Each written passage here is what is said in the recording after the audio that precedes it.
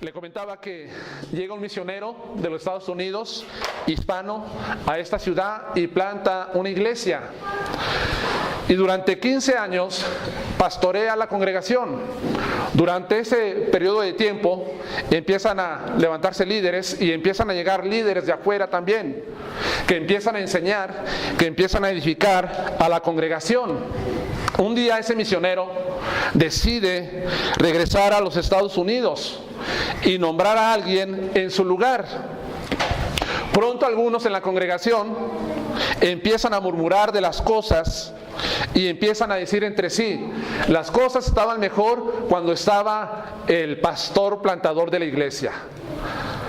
Aunque algunos también dicen, con este nuevo líder, con este nuevo pastor, las cosas van bien. Ha traído dinámica diferente a la iglesia, que es saludable. Y entonces, hermanos, pronto se empieza a experimentar divisiones internas dentro de esta iglesia local. Ahora,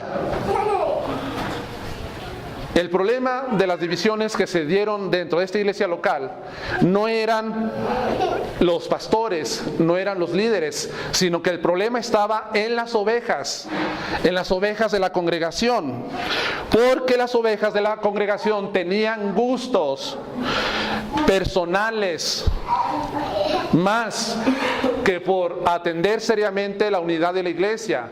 ¿Qué quiero decir con esto, hermanos? Que dentro de la congregación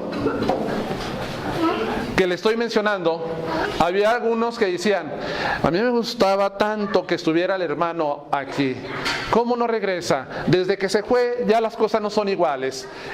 Yo estaba más cómoda, yo estaba más cómodo, estaba siendo más bendecido cuando estaba él que cuando estaba el nuevo. Y algunos dicen, no, dejemos eso a un lado, veamos lo que vamos a hacer ahora. Y entonces empieza una contención y una división en la congregación.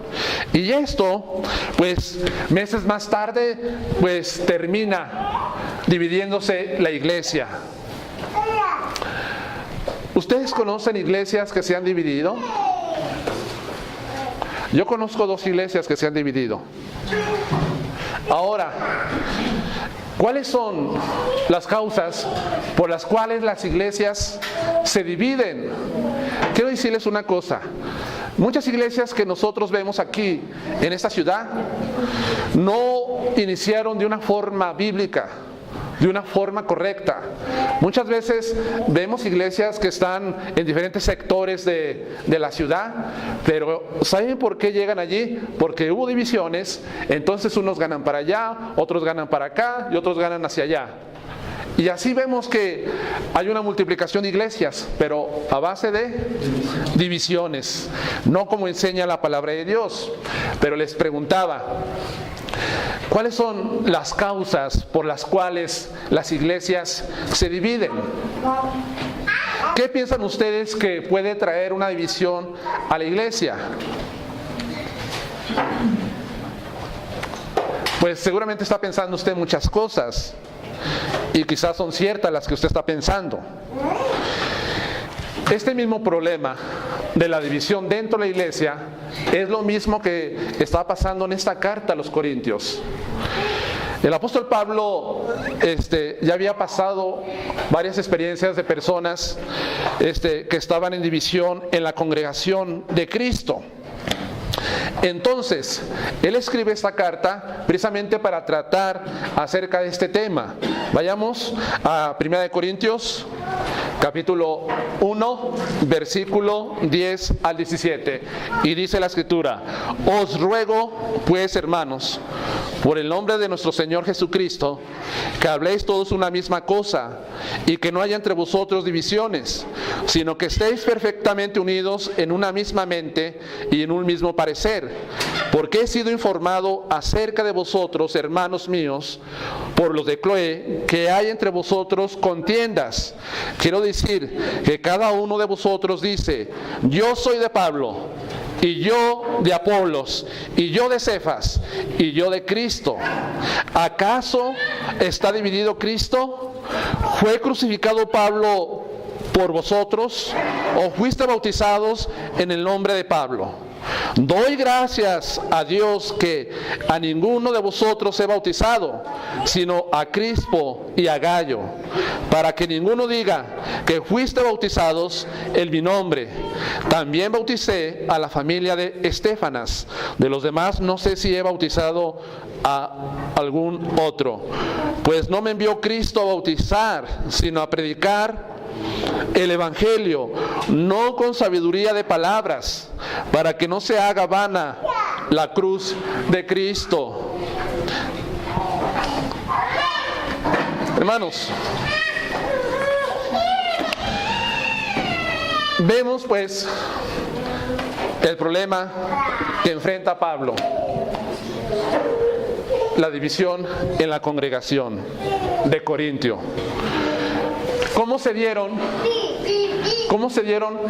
estas divisiones en esta iglesia? ¿Cómo es que llegaron a estar en una situación así, tan lamentable y tan peligrosa?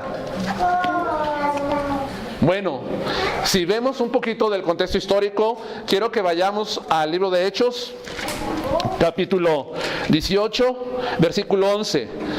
Este capítulo habla acerca de cuando Pablo llega a la ciudad de Corintio y planta la iglesia. En el versículo 11 dice: y se detuvo allí 1 año y 6 meses, enseñándoles la palabra de Dios. Pablo allí permanece por 1 año y medio, está predicando la palabra, la está enseñando a los corintios, plantó esa iglesia, pero un día Pablo, guiado por el Espíritu Santo, decide abandonar Corintio, y dice la palabra de Dios que él va a Siria, también pasa por Éfeso y después pasa a Jerusalén para celebrar las fiestas. Pablo deja la congregación de Corintio. Cuando Pablo deja la congregación de Corintio, están 2 personajes, Priscila y Aquila, 2 cristianos. Ellos, dice la palabra de Dios, que van a Éfeso en Hechos capítulo 19. Capítulo 18, versículo 24. Llegó entonces a Éfeso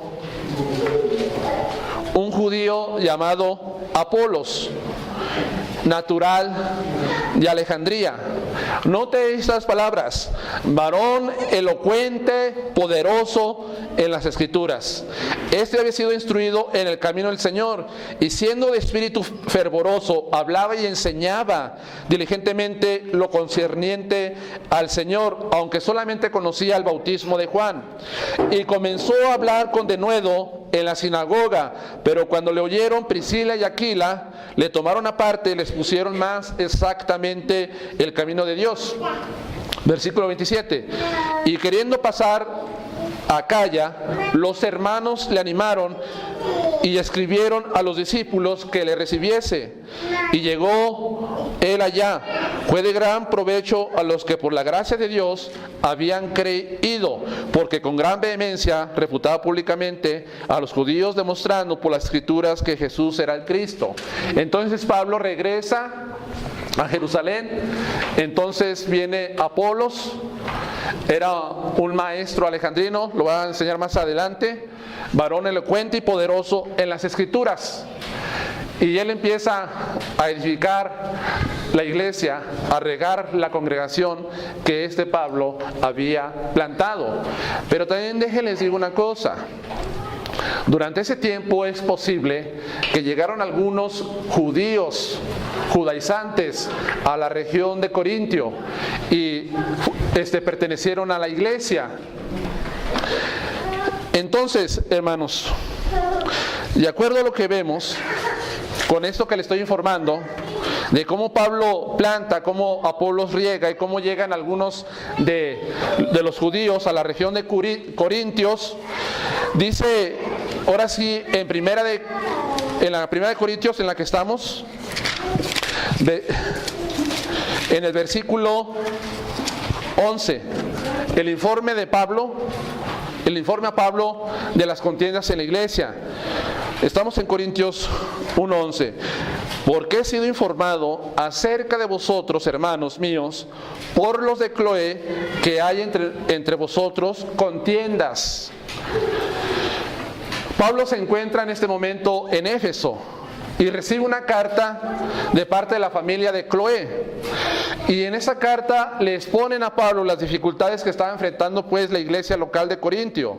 Se le comunica que hay fuertes contiendas entre los creyentes. Aquí Pablo dice en el versículo 11, hay entre vosotros contiendas. Contiendas.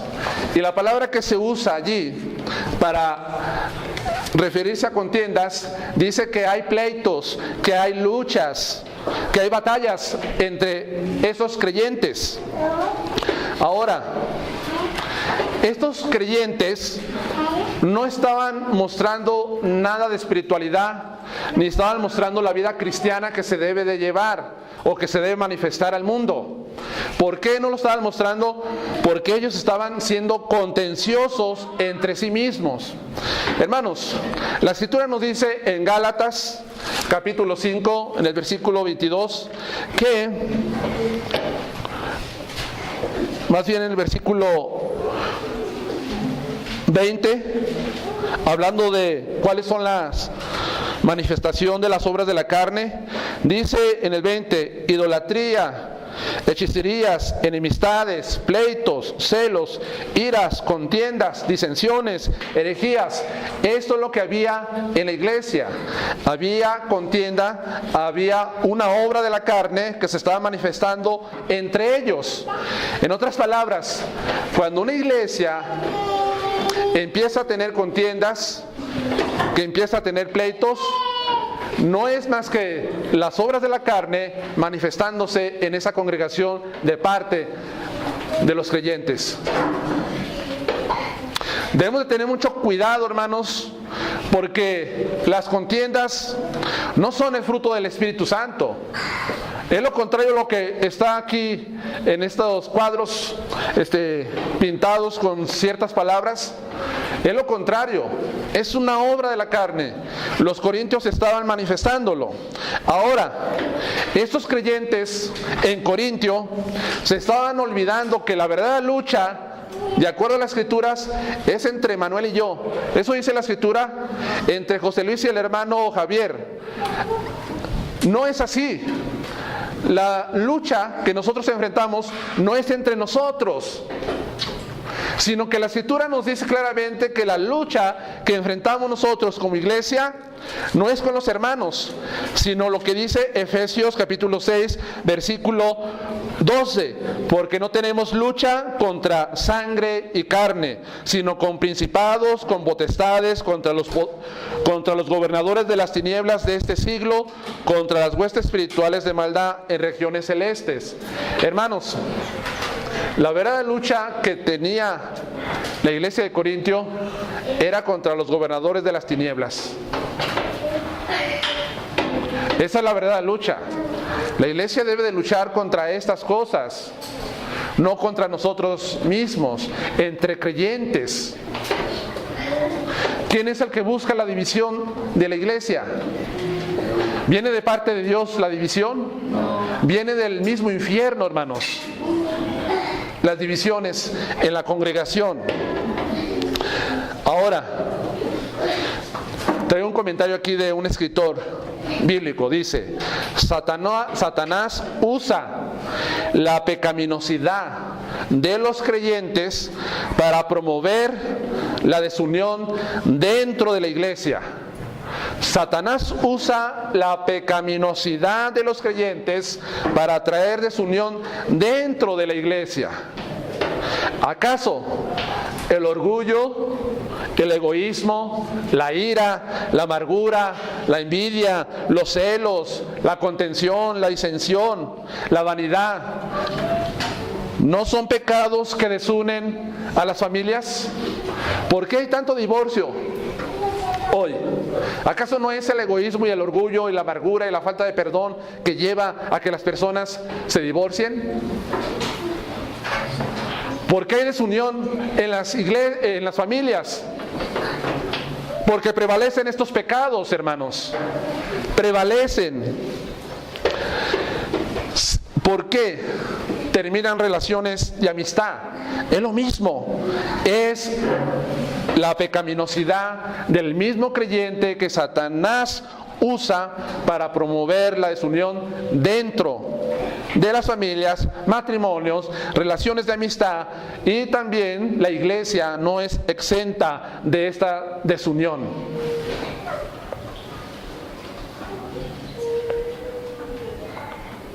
Cuando una iglesia está pasando por división, es tiempo de hacerse un análisis personal y entender en qué estamos fallando.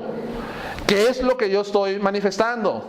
¿Qué pecado estoy mostrando que nos está llevando hasta este punto? Todo esto manifestó en las contiendas que había en la iglesia de los Corintios entre creyentes. Ahí está la razón principal: la pecaminosidad, el pecado. El pecado, hermanos. Pregúntese, ¿por qué no le habla a tal hermano? ¿Es porque usted tiene amor? ¿Es porque usted es una persona bondadosa? ¿Porque tiene paciencia y porque tiene paz y porque tiene humildad y porque tiene dominio propio? ¿Que no le habla a tal hermano dentro de la congregación? Porque si tuviéramos eso, no había ningún impedimento para hacerlo. Pero al contrario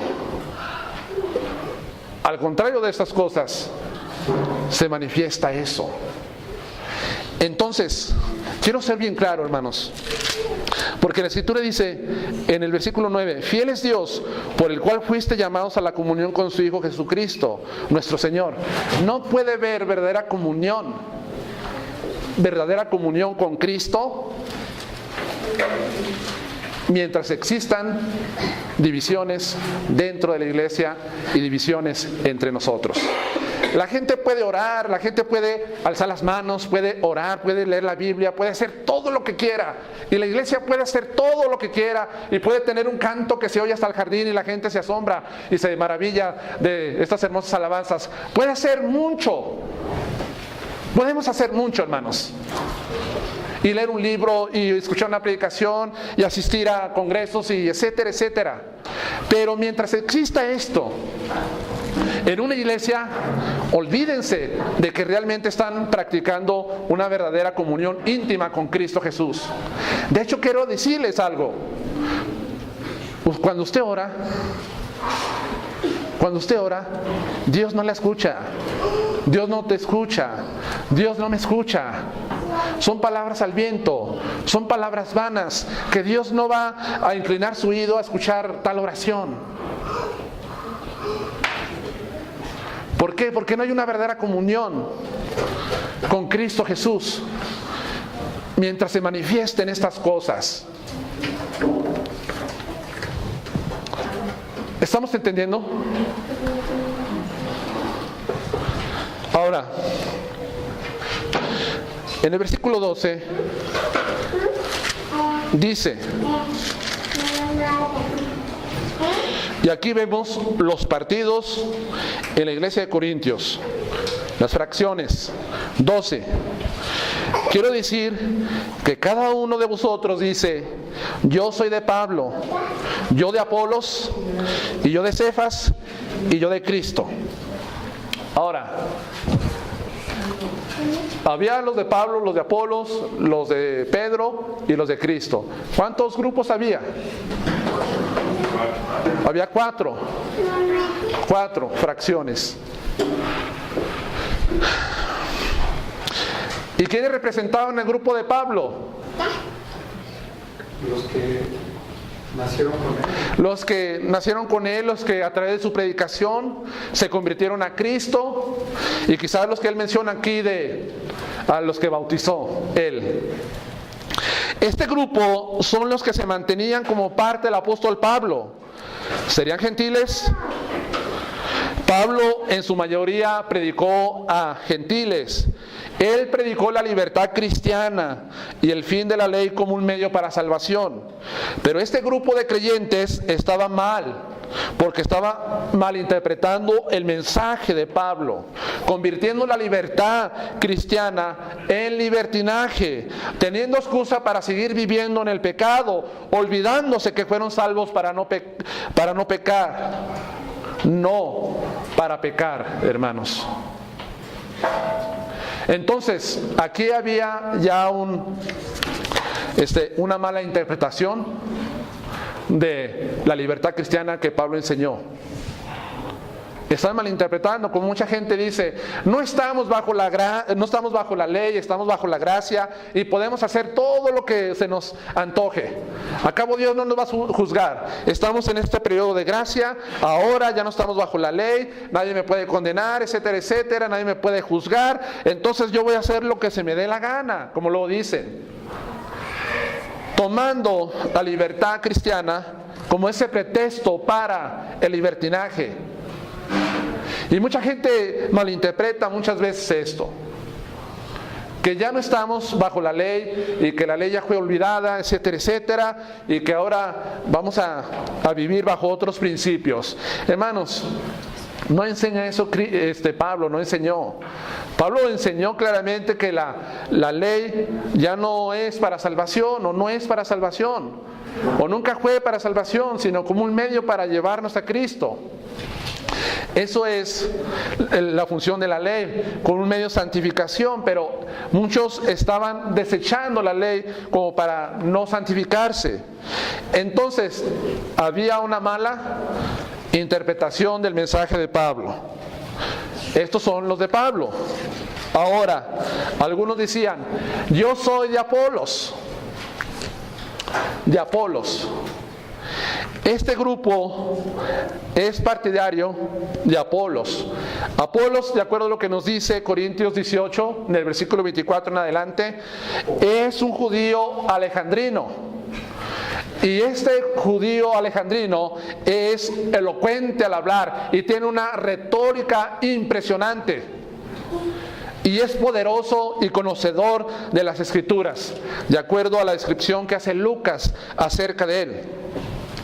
Él es un judío que nació en Alejandría, y Alejandría era un centro de actividad intelectual. En Alejandría existía una de la más famosa biblioteca y más grande del mundo antiguo, hermanos, en Alejandría. También existía en Alejandría una escuela de interpretación alegórica de las Escrituras. Quien estudiaba en Alejandría es el equivalente de estudiar hoy en una de las grandes universidades del mundo, hermanos. Entonces, estos que tenían preferencia por Apolos representan a aquellos creyentes que amaban más la intelectualidad y estarían prontos a convertir el Evangelio de Cristo en una filosofía. ¿Sí me explico? Lo estaban entendiendo de una forma filosófica solamente ellos. Y todavía sigue existiendo personas amantes de Apolos. ¿Por qué? Porque una señora decía, cada vez que este pastor habla y pronuncia la palabra Mesopotamia, la dice con tanta eficacia que me conmueve y me dan ganas de llorar, solamente por escucharlo así. Hermanos, también estaban entendiendo mal el Evangelio de Cristo. Se estaban yendo a cuestiones filosóficas. Por eso Pablo dice, no con sabiduría de palabras, para que no se haga vana la cruz de Cristo, en el versículo 17. Están también los que dicen, yo soy de Cefas. ¿Quién es Cefas? Pedro. ¿Y quién son estos creyentes? ¿Qué representan en la congregación? son los creyentes que preferían la asociación con Jerusalén. Posiblemente son judaizantes que se cobijaban bajo el nombre de Pedro, el apóstol de la circuncisión. Parece que había una levadura judaica en la iglesia en Corintio. Estos son los que querían exaltar la ley y desprestigiar la gracia, y convirtiendo a los hermanos o llevándolos a una especie de legalismo. Había judaizantes también. El apóstol de la circuncisión es Pedro. Además, él estuvo 3 años y medio caminando con Cristo. Personalmente estuvo con Él. Entonces, nosotros somos de Pedro. Entendiendo también mal la gracia, el mensaje del Evangelio de Jesucristo, el Señor. Exaltando la ley por encima de la gracia, hermanos. Y dice también: yo soy de Cristo. ¿Quiénes son estos que dicen que yo soy de Cristo?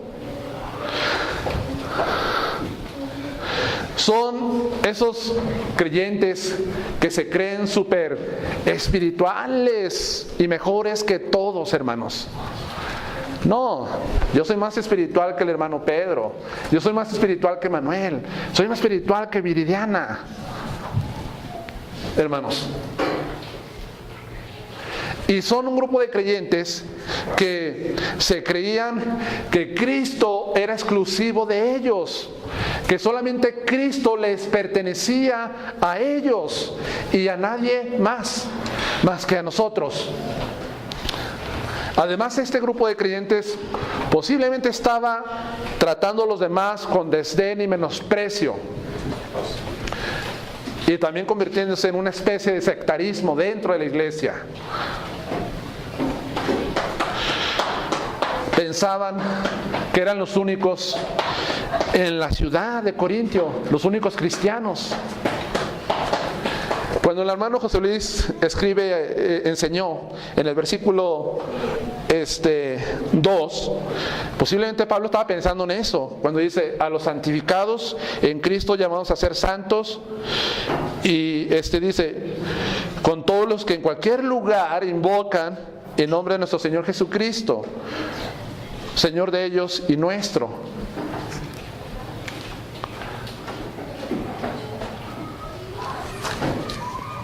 Entonces, están estas personas. ¿Era correcto decir que eran de Cristo? Sí, pero que Cristo no era exclusivo solamente de ellos, sino que Cristo también tendría otros creyentes dentro de la misma congregación local en la que estaban.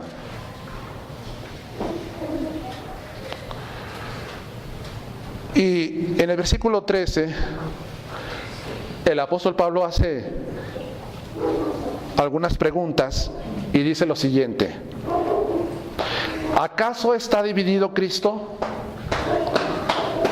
¿Para que haya divisiones dentro de la iglesia? ¿Está dividido Cristo? ¿Está fragmentado Jesús? Hermanos, Cristo no está dividido, Jesús no está dividido. Tampoco la iglesia, el cuerpo de Cristo, está dividida. Tal vez están pensando ustedes ahorita: bueno, entonces ¿por qué entre los creyentes hay muchas denominaciones?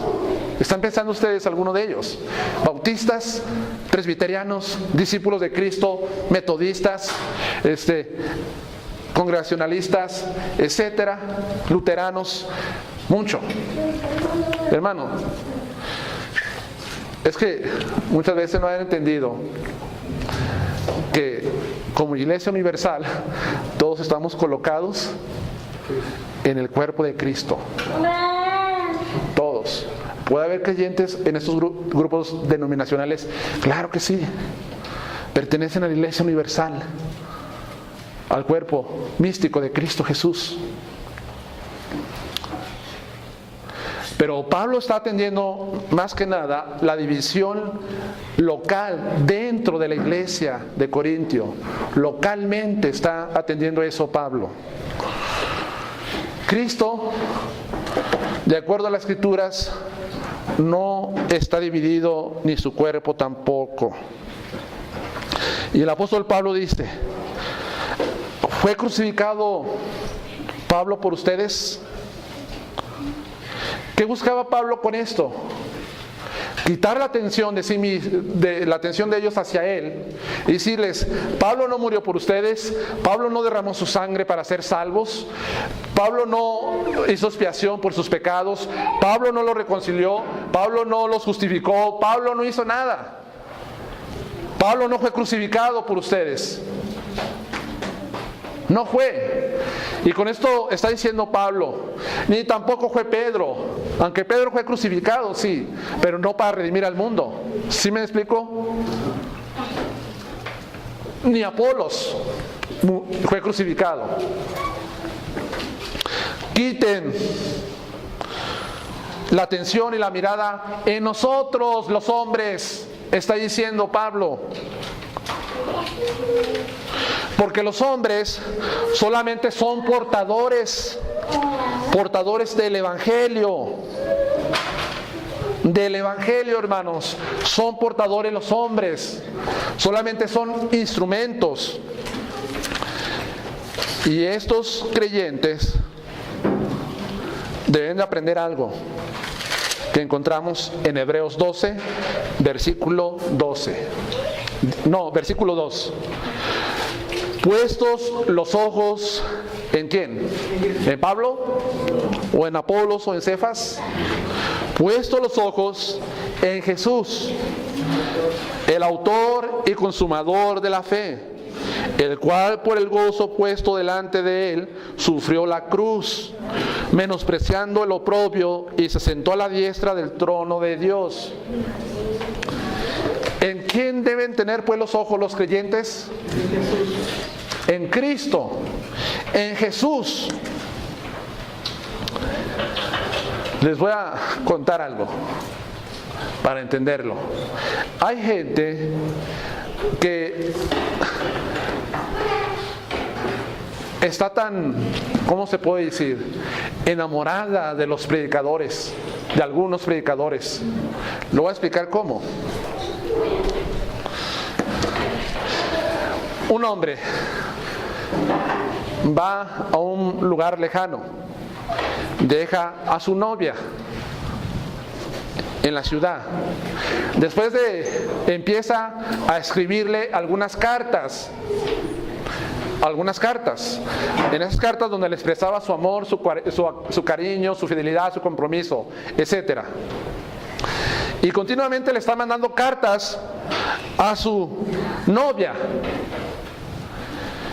Pero de tanto estarle mandando cartas a su novia, pasa algo. La muchacha empieza a enamorarse más del mensajero que del que mandaba las cartas. En otras palabras, se enamora del cartero. Ya no tanto del que mandaba las cartas de amor, sino el que llevaba el mensaje, el recado. Terminó así. Hermanos, mucha gente está así dentro de la congregación. Pues ya se fue el hermano, pues ya no voy a la iglesia, ¿para qué vamos? Yo iba porque estaba él, o porque estaba sutano, porque estaba mangano. Ya no voy a la iglesia, ya voy a buscar otro lugar donde ir. ¿Y qué pasa?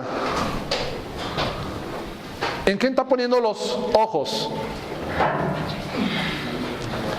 En el cartero, en el mensajero, no en el que manda las cartas, en Cristo Jesús. No lo están haciendo así. Siempre me da risa, y me daba risa cuando el hermano salía en la iglesia donde nací yo, siempre procuraba no decir nada, en silencio, todo secreto, que voy a salir de vacaciones una semana o que no voy a estar tal domingo aquí en la iglesia. ¿Por qué? ¿Por qué tenía que mantener el secreto de que iba a salir? ¿Por qué crees, Manuel? Porque cuando él decía, no va a estar tal domingo, ¿quién estaba, hermano Javier? Nadie. Estaban nomás las sillas. Y el hermano que se preparó y dedicó tiempo, pues le predicaba a las sillas, pues. Y a un creyente o dos creyentes fieles que estaban allí. Hermanos, tengamos cuidado con eso.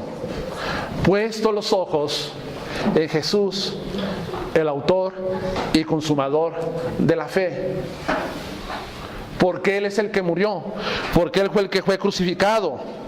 Dice Pablo, prácticamente, está enseñando estas cosas. Ahora, dice Pablo también, ¿fuiste bautizados en el nombre de Pablo? Claro que no.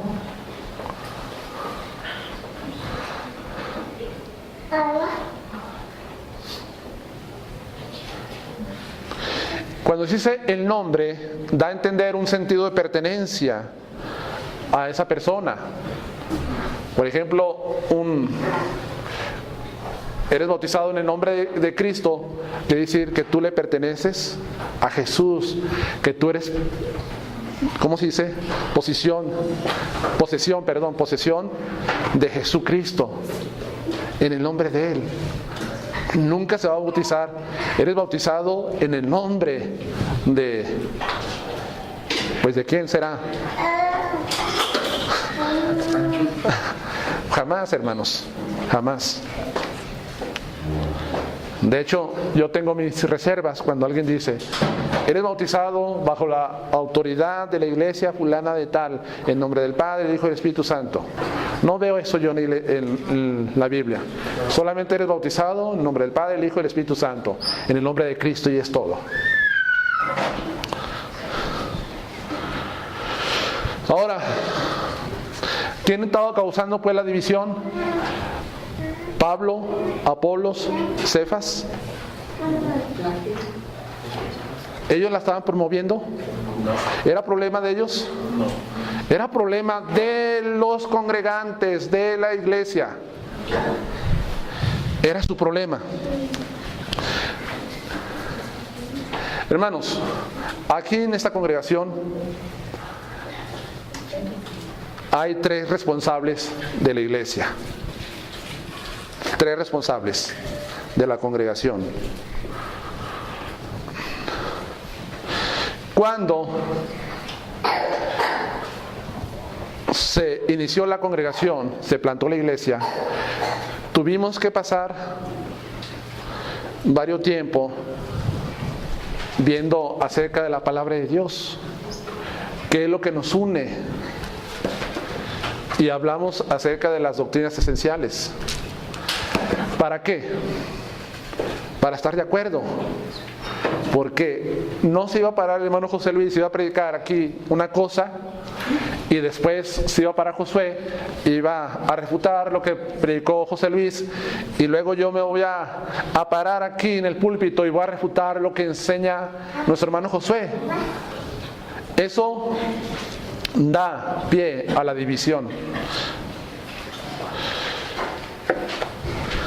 Entre nosotros hay una unidad, hermanos, una unidad, pero para mantener esa unidad se necesita la humildad, se necesita la mansedumbre, se necesita la paciencia y se necesita la abnegación propia muchas veces, de que mi opinión no va a ser la mejor muchas veces, sino que debemos abnegarnos muchas veces a las opiniones personales y irnos por lo que mejor convenga a la iglesia, y hasta que no esté de acuerdo los 3 damos el paso.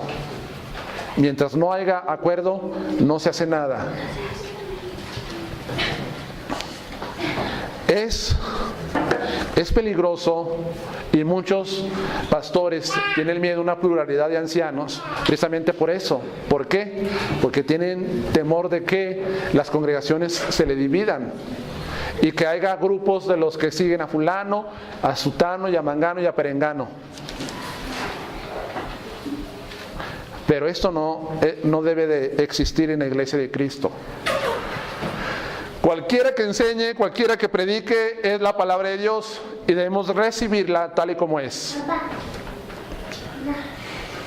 Tenemos que tener cuidado como congregación. Pues el hermano Humberto dice esto, pero yo no le creo nada. De hecho, ya cuando usted dice eso, ya puso un bloqueo a su corazón y no hay bendición de Dios para usted. Pues dice el hermano José Luis también esto. Dice el hermano José, yo no le voy a creer a Josué, yo no le voy a creer a José Luis, no le voy a creer a Humberto, o le creo a Josué, o le creo más a José Luis, o le creo más a Humberto. No debe de pasar eso en la congregación, hermanos. Porque si usted tiene una actitud así, en su corazón se está produciendo la división. Tarde que temprano lo va a murmurar, tarde que temprano va a empezar a criticar a los demás y lo va a exponer públicamente, ¿o no es verdad?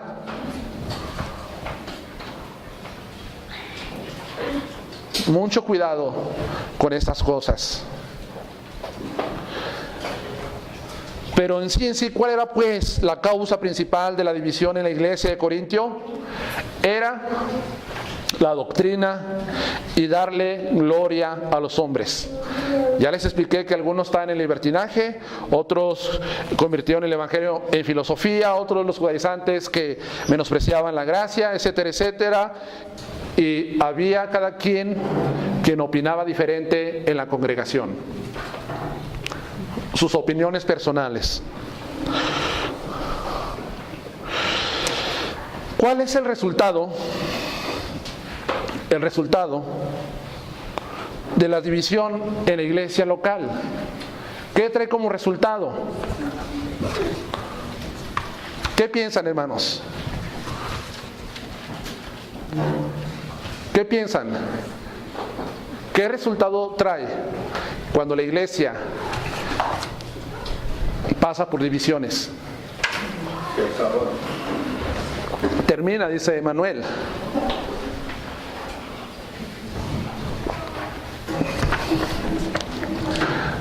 Así es.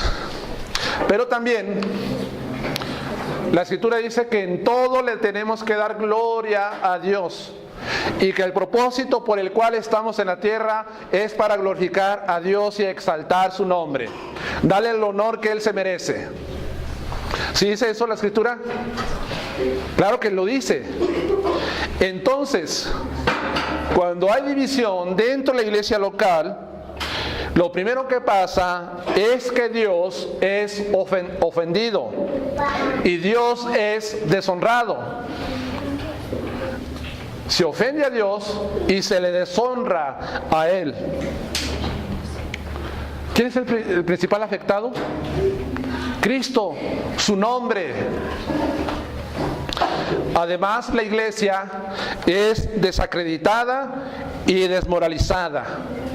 La iglesia pierde poder, no hay crédito para esta iglesia y los hermanos empiezan a desanimarse, se empieza a desmoralizar y, como dice nuestro hermano Manuel, se empieza a venir todo para abajo y se empieza a derrumbar y termina esa iglesia local y ya cada quien gana para un camino, para otro camino, etcétera, etcétera. Y también, cuando hay división, el mundo es desilusionado y afirmado en la incredulidad. El mundo no cree a la palabra de Dios, mucho menos viendo divisiones entre nosotros. Viene una gente de fuera y que nos vea a todos en conflicto, en pleito, en contenciones. Pues yo vengo buscando otras cosas. Esto no es cierto. Esto es pura, ¿cómo se dice? Palabrería. Solamente es eso. Y el mundo sigue en la incredulidad. Eso es lo que pasa.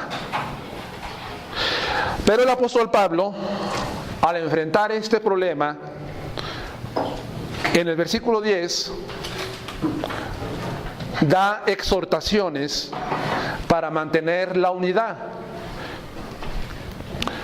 Versículo 10: os ruego, pues, hermanos, por el nombre de nuestro Señor Jesucristo, que habléis todos una misma cosa, y que no haya entre vosotros divisiones, sino que estéis perfectamente unidos en una misma mente y en un mismo parecer.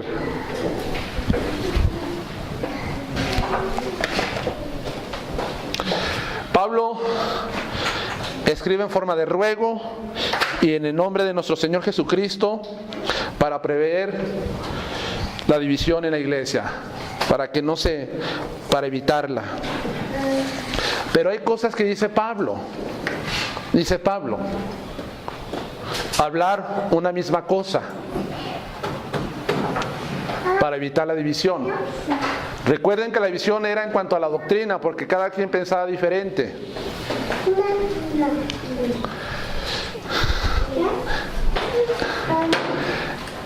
¿Qué debe de pasar aquí, en esta iglesia local?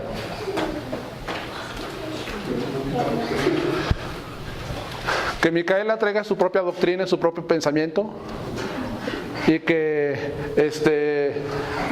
Ivanka también, sí, Ivania, ella es la que se llama así, ¿verdad?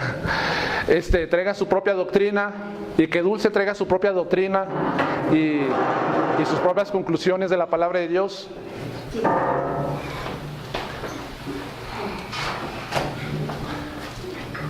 Si eso pasa, no se está hablando la misma cosa. Y el apóstol Pablo lo que quiere es que se hable la misma cosa en cuanto a las verdades bíblicas y a la conducta cristiana. En Corintios cada quien estaba sosteniendo sus propias doctrinas respecto a la verdad bíblica y los principios de vida cristiana. Es potencialmente confuso y perjudicial espiritualmente para los creyentes nuevos escuchar hablar contradicciones entre cristianos maduros. Si cada uno expresa su opinión personal sobre ciertas doctrinas, esto da como resultado fracciones en la iglesia. De acuerdo a esto que estaba leyendo este libro, ya lo terminé. Por ejemplo, empezamos nosotros a estudiar el sermón del aposento alto, y este domingo hablamos acerca de Cristo. ¿Quién es Cristo?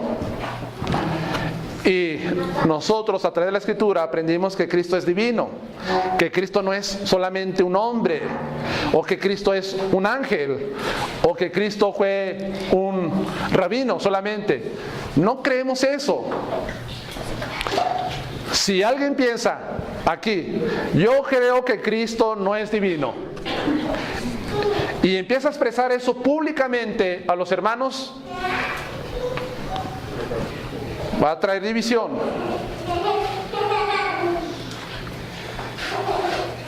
O pensamos otras cosas respecto a Cristo, no estamos hablando la misma cosa. ¿Qué pensamos en cuanto a liderazgo, hermanos? Por ejemplo, la Biblia enseña claramente que el liderazgo es masculino, que el liderazgo se le dio a los varones de la iglesia, tanto en la iglesia como en el hogar. ¿Sí estamos de acuerdo en eso? ¿Qué pasa si alguien de nosotros aquí piensa, pues yo creo que también Argentina puede ser pastora? Yo creo que si hay mujeres pastoras, y si Argentina tiene el deseo de ser pastora, que sea pastora. ¿Quién se lo va a impedir? Yo creo que sí, es así. Y luego está por allá Toño y dice, no hay pastoras en la congregación. La Biblia dice. Entonces ya empieza a haber opiniones diferentes.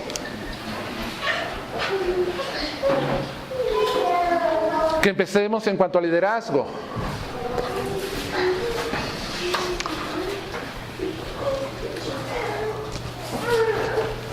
Tiene que pensarse en una sola cosa. ¿Qué es lo que enseña la palabra de Dios en esto? ¿Sí me explico, hermanos? ¿Qué empezamos en cuanto a los bienes materiales? No hay problema si nosotros nos dedicamos todo el tiempo a buscar las cosas materiales. Dios quiere bendecirnos fuertemente.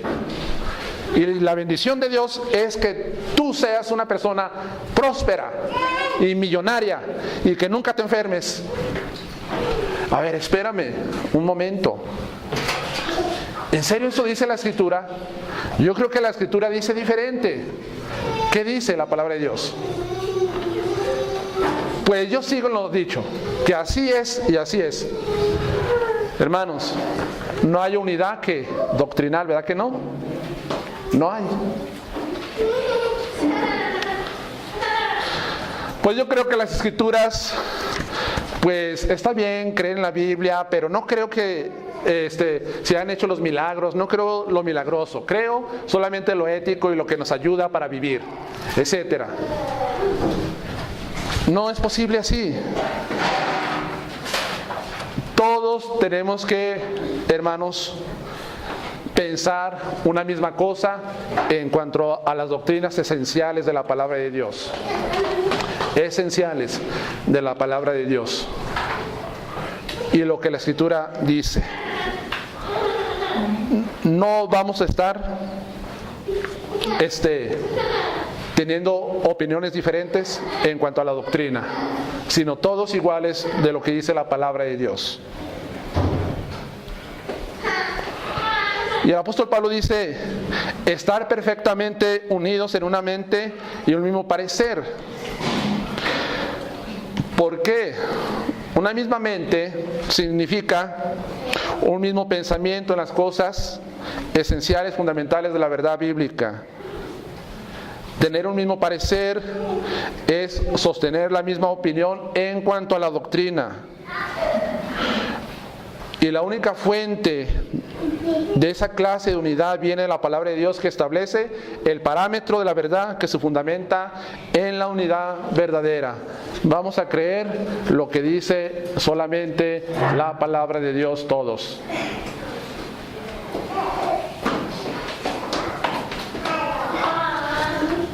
Le dimos la declaración de fe, yo se la di a 2 familias que llegaron al estudio de célula, miraron la declaración de fe.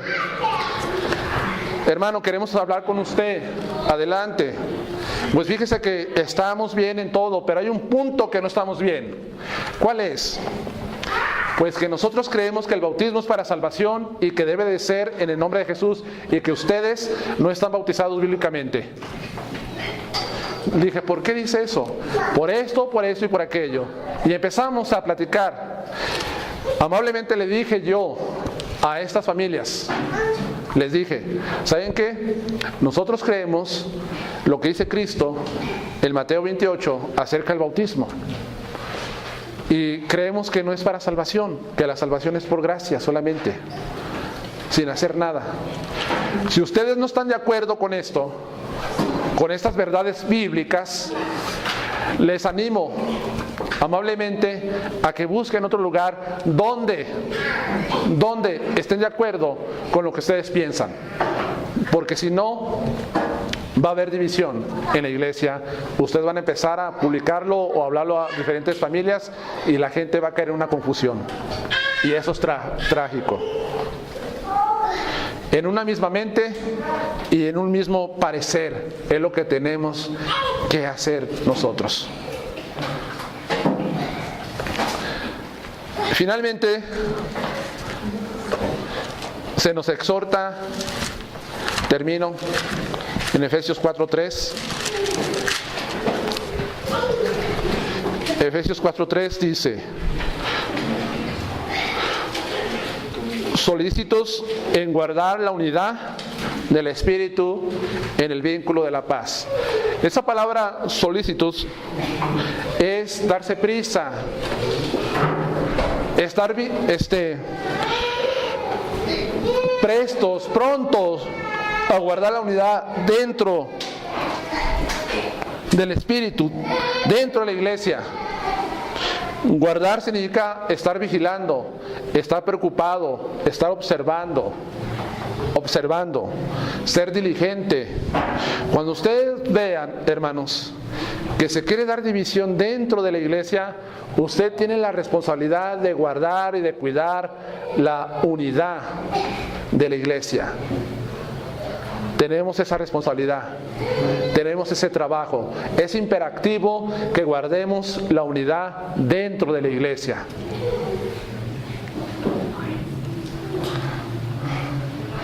Si alguien está enseñando falsa doctrina, pronto,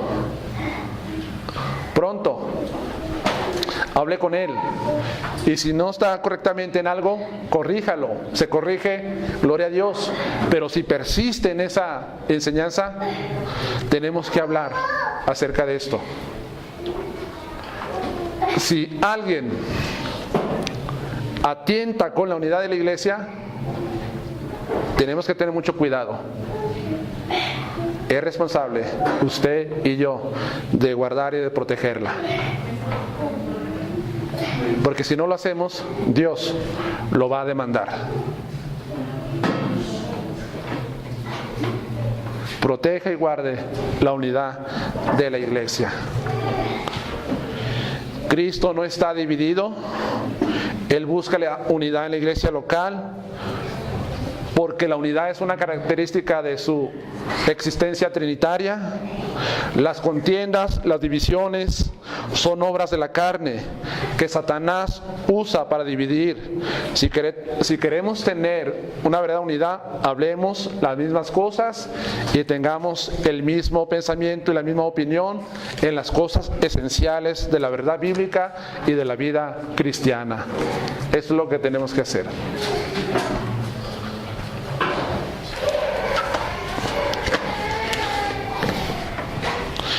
Doy gracias a Dios porque en esta congregación no hay problema de tener una diversidad de doctrinas, sino que hasta este momento estamos trabajando todos en conjunto por ajustarnos lo mejor posible a la palabra de Dios.